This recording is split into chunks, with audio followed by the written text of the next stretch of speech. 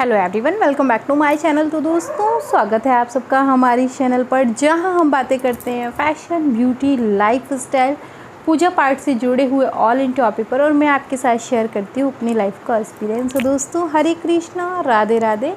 कैसे हैं आप सब? आशा करती हूँ आप सभी लोग अच्छे होंगे। मैं भी बिल्कुल ठीक हूँ। और आज का वीडियो सावन को है। बहुत सारे लोगों का कमेंट है कि दीदी सावन कब से शुरू हो रहा है, कब जो है वो इसकी शुरुआत हो रही है, किस दिन से सावन शुरू हो रहा है। जी, तो सावन शुरू हो रहा है 25 तारीख को रविवार, 25 जुलाई 2021 दिन रविवार को। जी हाँ, और सावन का प्रथम सोमवार जो है वो 26 तारीख को पड़ेगा। सो सावन की शुरुआत 25 तारीख से ही हो रही है। अब आपको पूजा कैसे करनी है, चूँकि अगले दिन ही जो है सावन का प्रथम सोमवार पड़ेगा। तो वैसे तो पूरे सावन का महीना बहुत शुभ होता है। चतुर्मास के चारों महीने जो हैं भगवान शिव श्री हरि विष्णु को समर्पित होते हैं, इसलिए क्योंकि इन महीनों में भगवान विष्णु शयन करते हैं और भगवान शिव जो है वो पृथ्वी का संचालन करते हैं। इसलिए अब हमें पूजा कैसे करनी है, बहुत सारे वीडियो अपलोड है सावन सोमवार में। अभिषेक कैसे करना है, पूजा की विधियां क्या क्या हैं, सब कुछ मैंने डिटेल में शेयर किया हुआ है। लेकिन फिर भी बहुत सारे लोगों के डाउट होंगे, क्योंकि हमारे कुछ नए दर्शक भी होंगे। तो मुझे लगा छोटी सी एक पूजा की विधि में शेयर कर देती हूँ। आप जब 25 तारीख को ही चाहें तो भगवान का जो है वो बहुत अच्छे से पंचामृत से स्नान कराकर और फिर जो है पूजन स्टार्ट कर सकते हैं। आप चाहें तो 25 तारीख को आप किसी शिवलिंग पर जाकर दर्शन कराइएगा, मंदिर में चले जाइएगा, भगवान शिव के शिवलिंग का दर्शन कर लीजिएगा। आप चाहें तो ऐसी स्थिति में घर में भी एक पार्थिव शिवलिंग बना सकते हैं। अगर किसी कारणवश आपके पास शिवलिंग नहीं है तो आप काली मिट्टी के द्वारा निर्मित करके एक शिवलिंग बना सकते हैं और पूरे सावन के महीने में उस शिवलिंग की पूजा कर सकते हैं। और उसके बाद जब सावन पूर्ण हो जाए तो उस शिवलिंग का विसर्जन कर दिया जाता है। ठीक है, सो इस तरीके से शिवलिंग बनाकर आप घर में जो है वो पूजन कर सकते हैं, जिसे हम लोग पार्थिव शिवलिंग कहते हैं। अब पूजा की विधि क्या है? पूजा तो हमेशा व्यक्ति अपनी सुविधा, अपनी क्षमता और अपने समय के अनुसार करता है। हर व्यक्ति के पास अपना अपना अलग समय है, अलग अलग पूजा करने की क्षमता है और अपनी अलग अलग एक परिवार अनुसार भी होता है, तो आदमी उसके अनुसार भी करता है। सामान्य जो स्थिति है वो ये है, जैसे कि आप संकल्प लेना चाह रहे हैं कि हम पूरे सावन के महीने भगवान शिव की नियमित ऐसे ही सेवा करेंगे। तो अगर आप पार्थिव शिवलिंग बना रहे हैं तो ध्यान रखिएगा कि पूरे नियम के साथ सावन के पूरे महीने में उनकी अच्छे से सेवा करिएगा।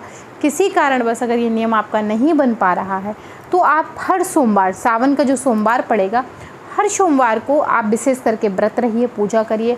नहीं व्रत रह सकते, शिवलिंग के दर्शन अवश्य करिए, विशेष सेवा अर्चना ज़रूर करें। पूजा की विधि बहुत सिंपल है। आप भगवान शिव का अभिषेक कराएं। आप जलाभिषेक करा सकते हैं, दूध से करा सकते हैं, पंचामृत से करा सकते हैं, दूध और जल को मिला के करा सकते हैं, दूध और गंगा जल मिला के करा सकते हैं। टोटल आप पर निर्भर करता है। भगवान शिव का अभिषेक कराने के बाद उनसे संबंधित हम लोग चीज़ें उन पर चढ़ाते हैं, जैसे सफ़ेद रंग के पुष्प हो गए, भस्म हो गई, उसके बाद आँख हो गया, धतूरा हो गया, मदार हो गई, बेलपत्र हो गई। इस तरीके की चीज़ें जो है हम शिवलिंग पर चढ़ाते हैं। सो भगवान शिव पर हमें इन सब चीज़ों को समर्पित करने के बाद उन्हें सफ़ेद रंग का चंदन लगाया जाता है। आप गोपी चंदन भी लगा सकते हैं, सफ़ेद चंदन आपको जो भी उपलब्ध हो जाए आप वो लगाएं। भगवान शिव से आप अपने व्रत को पूर्ण करने की जो है वो प्रार्थना करें।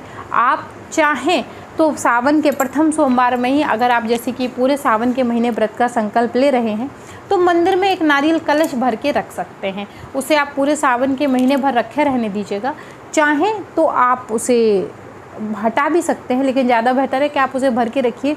पूरे सावन के महीने तक उसको मंदिर में ही भरा रखा रहने दीजिएगा। जब आपके व्रत पूर्ण हो जाए, चारों सोमवार निकल जाए, 5-4 जो भी पड़ते हैं सावन में वो निकल जाए, उसके बाद आप उस कलश का विसर्जन भी कर सकते हैं। बहुत साधारण सी विधि है कलश को स्थापना करने की। नवरात्र की जो विधि होती है सेम वही विधि है, तो आप ऐसे भी कर सकते हैं। आप सर्वप्रथम सावन के सोमवार वाले दिन सर्वप्रथम सुबह में उठ के स्नान आदि कर लीजिएगा, अपने व्रत का संकल्प ले लीजिएगा अपने मंदिर में बैठ के। अब अगर आपके घर में शिवलिंग है तो घर में अभिषेक करा लीजिए। घर में शिवलिंग नहीं है, मंदिर आप जाना चाहते हैं, तो मंदिर आप शिवलिंग का स्नान कराइएगा, श्री हरि गणेश का स्नान कराइएगा, माँ पार्वती का स्नान कराइएगा और एक छोटी सी डलिया में श्रृंगार की सामग्री अवश्य लेकर जाइएगा, उसे मत भूलिएगा। श्रृंगार की सामग्री बहुत महत्वपूर्ण होती है, माँ गौरी को ज़रूर लगती है, सो उसे मत भूलिएगा, श्रृंगार की सामग्री लेके जाइएगा। इस प्रकार से आप जो है वो पूजा अपनी पूर्ण करिएगा। भगवान शिव का अभिषेक, माँ पार्वती का अभिषेक, उनको जो है श्रृंगार की सामग्री, प्रभु से प्रार्थना अपने मंगल व्रत के लिए कि आपका व्रत जो है वो मंगलमय हो, सभी सोमवार का व्रत मंगलमय हो जाए आपके। खाने पीने का संकल्प लिया जाता है, जैसे आप मीठे से व्रत शुरू करना चाह रहे हैं या किसी कारणवश आप मीठा जो है नहीं खाते, आपको तीखा पसंद है, तो शाम को एक समय आप नमक खा सकते हैं। ऐसा नहीं कि नमक नहीं खा सकते, बिल्कुल खा सकते हैं। देखिए, आपकी जान है तो जहान है, तो जो आपके शारीरिक क्षमता है उसी क्षमता के अनुसार ही आप अपनी पूजा पाठ व्रत करें। ज़्यादा बेहतर है कि मीठे से रहिए। किसी कारण बस अगर मीठे से नहीं रह पा रहे हैं तो आप शाम के समय में साबूदाने की खिचड़ी बनाकर खा सकते हैं, कोई समस्या नहीं है। जैसे अगर आपको बीपी डाउन की परेशानी है तो आप बिल्कुल नमक ले सकते हैं, लेकिन एक समय, सिर्फ शाम को। सावन के महीने में किन बातों का विशेष ध्यान रखा जाता है? आप व्रत रह रहे हैं, आप सुबह में फल ले सकते हैं, दूध ले सकते हैं, चाय ले सकते हैं, लेकिन शाम में जो आपको अपना व्रत पूरा कर लेना है, कहने का तो आप जो भी खा रहे हैं वो कोशिश करके आप जो है सूर्य अस्त के पहले ही पहले ग्रहण कर लें।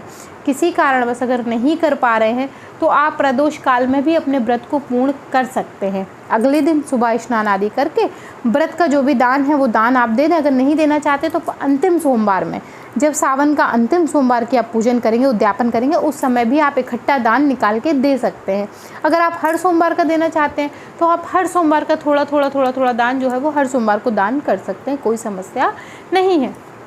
भगवान शिव की पूजा बहुत सरल है, बहुत आसान है, बहुत थोड़ी सी विधि होती है और बहुत थोड़ी सी सामग्री में उनका पूजन, बहुत अर्चन आसानी से किया जा सकता है। बहुत सारे लोग कहते हैं लड़कियां भगवान शिव का जो है स्पर्श नहीं करती, शिवलिंग का स्पर्श नहीं करती। जी, ऐसा कुछ भी नहीं है, बिल्कुल कर सकते हैं। बल्कि लड़कियां तो मैंने सुना है कि अच्छे पति की कामना के लिए भी भगवान शिव का पूजन करती हैं और भगवान शिव के आशीर्वाद से उन्हें अच्छा पति भी प्राप्त होता है। ठीक है, तो लड़कियां, महिलाएं, पुरुष, बहन, भाई जो भी हैं सब व्रत कर सकते हैं, कोई समस्या नहीं है। भगवान की आराधना करने के लिए किसी को कोई रोक टोक नहीं है, कोई भी कहीं भी जा सकता है और भगवान की आराधना कर सकता है। सो दोस्तों, ये थी सावन सोमवार और सावन के महीने की पूजन की विधि। आप चाहें तो प्रतिदिन भगवान को जो है जल, गंगा जल, दूध से स्नान करा सकते हैं, सादा जल से करा सकते हैं। पार्थिव शिवलिंग सिर्फ काली मिट्टी का बनेगा, इस बात की याद रखिएगा, किसी और मिट्टी से मत बना दीजिएगा, वो काली मिट्टी के ही बनते हैं, इसीलिए उनको पार्थिव शिवलिंग बोला जाता है। आप चाहें तो इस समय नई शिवलिंग भी खरीद सकते हैं, सावन का महीना बहुत शुभ होता है। अगर आप लेना चाहते हैं तो नई शिवलिंग भी ले सकते हैं। किस प्रकार की शिवलिंग घर में होनी चाहिए, कितनी बड़ी होनी चाहिए, क्या नियम है, सब कुछ वीडियो अपलोड है, आप चेक कर लीजिएगा। दोस्तों, आशा करते हैं वीडियो आपको पसंद आई होगी। देन अगर पसंद आई तो वीडियो को लाइक करें, चैनल को सब्सक्राइब करें, फ्रेंड एंड फैमिली के साथ शेयर करना बिल्कुल मत भूलें। मैं मिलती हूँ विद अ न्यू वीडियो, तब तक के लिए हरे कृष्णा, राधे राधे, बाय बाय दोस्तों, बाय बाय।